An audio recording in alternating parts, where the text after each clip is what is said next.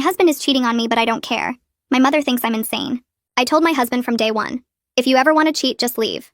Don't sneak around. If someone can take you, they can keep you. He laughed and said I was his forever. That was 18 months ago. Now our neighbor, a literal supermodel, cooks him dinner every night while I work late, and I'm testing my own philosophy. We moved into our penthouse 6 months ago. Madison moved in next door the same week. 24, Ukrainian, signed with elite models. Her husband is 55, controls her bank accounts, makes her ask permission to buy groceries. I envy you renovating, she told us. Victor won't let me change anything. Says I have no taste. My husband Kyle immediately offered to let her help with ours. I was working 60-hour weeks at the firm. He worked from home. It made sense. At first, it was innocent. Madison would bring coffee, give opinions on paint colors. Then she discovered Kyle loved hiking, something I despise, and started joining his morning trails. They'd return laughing, sweaty, sharing inside jokes. Then came the cooking. You work so late, she said. Kyle shouldn't eat alone. In Ukraine, we never let neighbors go hungry. Every night, I'd come home to empty dishes from her apartment.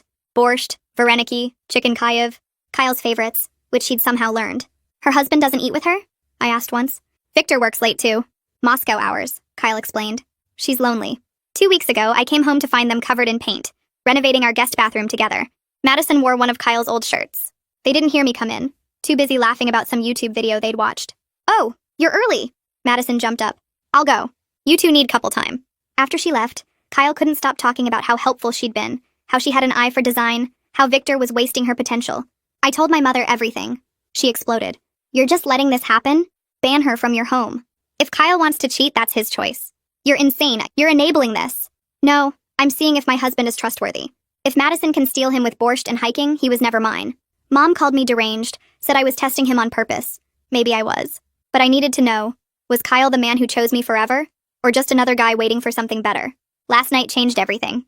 I came home at midnight from a client dinner. The penthouse was dark except for candlelight from the dining room. Kyle and Madison sat at our table, wine glasses empty, her hand on his. They jumped apart when I walked in. It's not what it looks like, Kyle said immediately. Madison was crying.